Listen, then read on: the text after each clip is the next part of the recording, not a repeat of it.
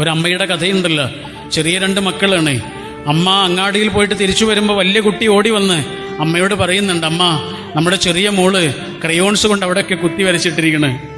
നമുക്ക് വല്ലാത്ത ദേഷ്യം വന്നു. അമ്മ സാധനങ്ങളൊക്കെ അവിടെ വെച്ചിട്ട് കുട്ടിയെ അടിക്കാൻ വേണ്ടിയിട്ട് ഓടി ചെല്ലുമ്പോഴാണ് കുട്ടി ക്രയോൺസ് പിറകിലേക്ക് പിടിച്ചിട്ട് പേടിച്ച് നിൽക്കുന്നത്.